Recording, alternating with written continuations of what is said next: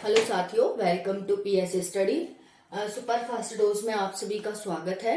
ठंडियां आ गई हैं, अपना और अपने परिवार का ध्यान रखें, कपड़े पहन के रहें। ठीक है, सर्दियों में जो कोल्ड का मौसम चल रहा है तो सर्दियां वगैरह से बचकर रहें। ओके, तो हम सुपर फास्ट डोज स्टार्ट करते हैं। 10 मिनट में 10 खबरें फटाफट। ये भारत का मैप है, इसे आप हमेशा ही अपने दिल दिमाग में रखें और इसके प्रति हमेशा ही अपना सेवा भाव प्रकट करें। ओके, तो 28 अक्टूबर 2022 की आप यहाँ पर न्यूज देख सकते हैं। ठीक है, तो सेशन बहुत ही इंपॉर्टेंट होने वाला है, बहुत ही इंटरेस्टिंग होने वाला है। आपको वीडियो को पूरा देखना है और सोचना है, समझना है और अपनी थॉट को डेवलप करना है। ओके, तो स्टार्ट करते हैं। जॉर्जिया मेलोनी ने हाल ही में इटली की पहली महिला और 31वीं प्रधानमंत्री के रूप में शपथ ली।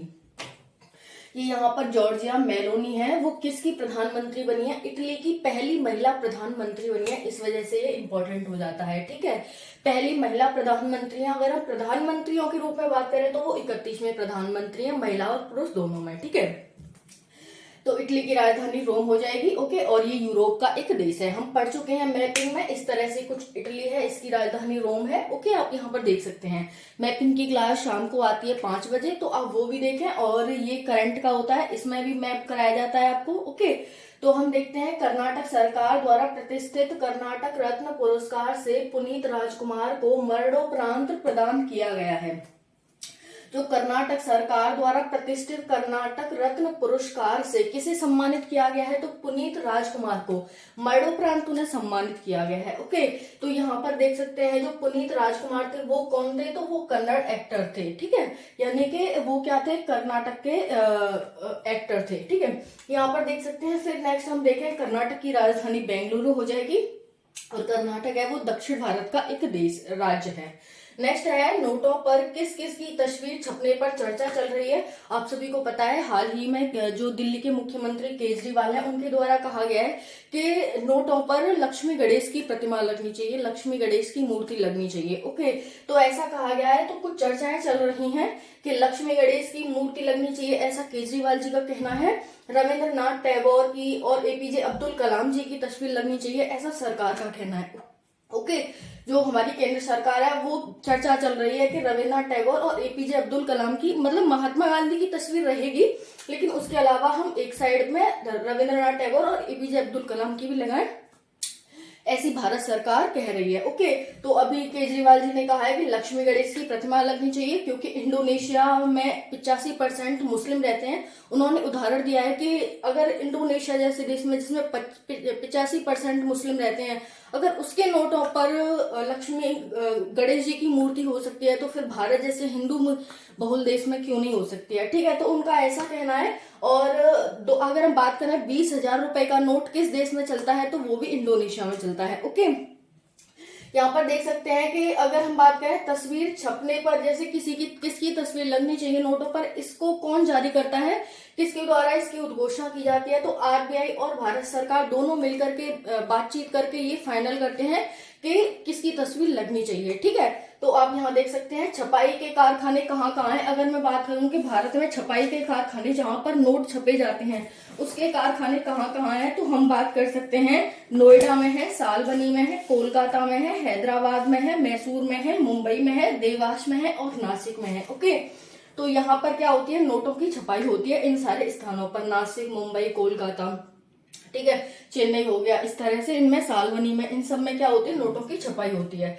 ओके, अब डॉलर मजबूत हो गया, यानी कि रुपए के एवज में डॉलर है वो मजबूत हो गया है। तो निर्मला सीतारमण जी का कहना है, जो भारत की वित्त मंत्री है, कि डॉलर मजबूत हो गया है, रुपया कमजोर नहीं हुआ है।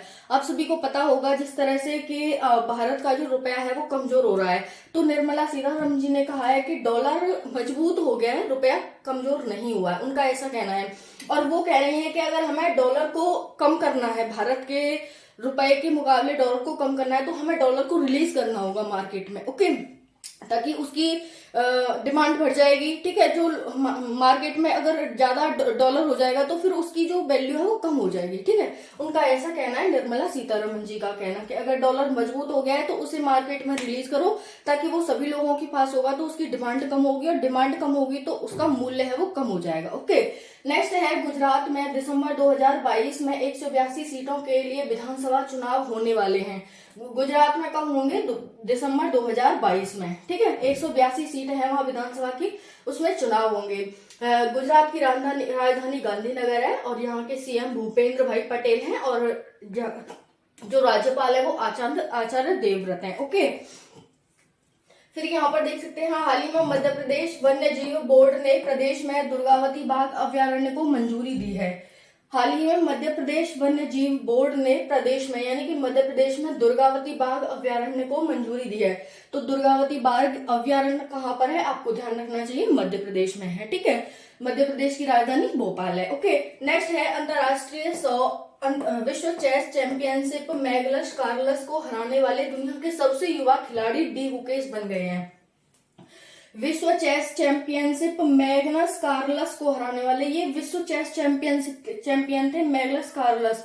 अब इनको किसने हरा दिया है? दुनिया के सबसे युवा खिलाड़ी डी गुकेश ने इन्हें हरा दिया है, और वो बन गए हैं, ठीक है, चैंपियन। तो आप ध्यान रख सकते हैं, क्योंकि ये चैंपियन थे और इन्हें हरा करके डी गुकेश बन गए, इसलिए इंपॉर्टेंट हो जाता है। ओके, नेक्स्ट है, अंतरराष्ट्रीय सौर गठबंधन ISA इंटरनेशनल सोलर अलायंस का अध्यक्ष और सह अध्यक्ष अक्टूबर 2022 में भारत और फ्रांस को चुना गया है। भारत अध्यक्ष होगा और सह अध्यक्ष फ्रांस होगा। ओके, तो भारत जो ISA है, अंतरराष्ट्रीय सौर गठबंधन, इसकी जो स्थापना है भारत और फ्रांस ने ही मिलकर के की थी, और इसका जो हेडक्वार्टर है वो भारत के गुरुग्राम में है। ओके, नेक्स्ट है, पाकिस्तान के पूर्व प्रधानमंत्री इमरान खान पर विदेशी तोहफे को बेचने के आरोप के कारण चुनाव आयोग ने 5 साल तक चुनाव लड़ने पर बैन लगा दिया है, ठीक है।